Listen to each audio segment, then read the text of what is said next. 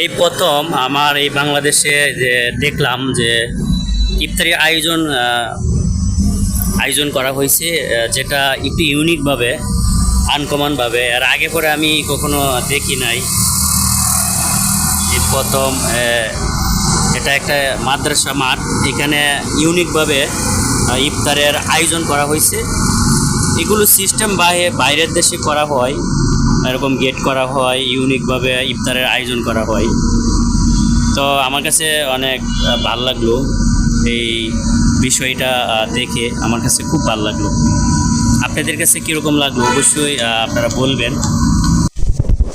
তো গাইস, আমি আপনাদেরকে মাদ্রাসা মাঠ থেকে দেখায় নিয়ে আসলাম যে একটু ইউনিকভাবে তারা যে ইফতারের আয়োজন করছে। 2 থেকে 3টা গেট করছে। এছাড়াও অন্য একটা জায়গায় আলাদা ব্যানারের মাধ্যমে সুন্দর একটা ডিজাইন করছে। যাই হোক, আমি ওইখান থেকে বের হয়ে গেছি। আবার না, ইফতারির সময় হইলে ওই জায়গায় আমি যাইব ইফতারি করার জন্য।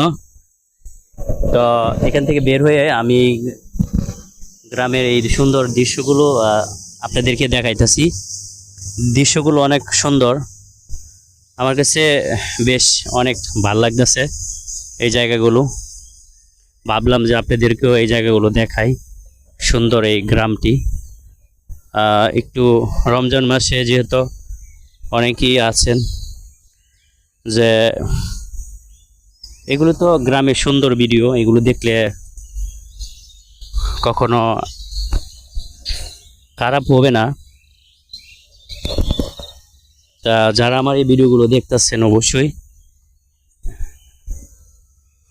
জানাবেন যে ভিডিওগুলো, আমি যে ভিডিওটা আপনাদেরকে দেখাইতেছি, ভিডিওটা কীরকম, কতটা ভালো লাগলো অবশ্যই বলবেন।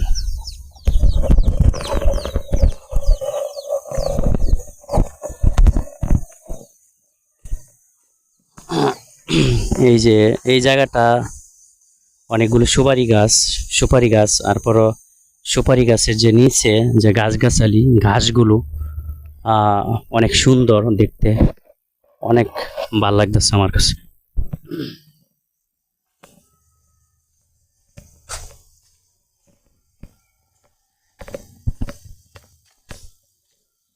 আর বিশেষ করে আমি যে জায়গাতে আসছি, মানে এই গ্রামটা অনেকটাই সুন্দর। সরাসরি দেখলে মানে আপনাদের কাছে অনেক ভালো লাগবে। এই গ্রামটা অনেক অনেক সুন্দর, মানে গ্রামটা অনেক সুন্দর,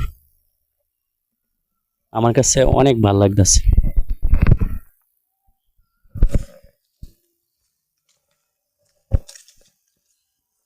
আমি কিন্তু এখন হাঁটতাছি।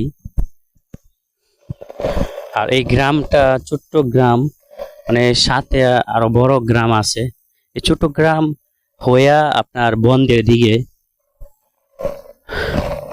চইলা গেছে ওই যে রাস্তাটা, এটা কিন্তু একেবারে বন্দের দিকে চলে গেছে, মানে যেখানে কৃষি জমিগুলো আমরা দেখতে পারবো। এছাড়াও এই যে এই জায়গাগুলো আমার কাছে খুব ভালো লাগতেছে।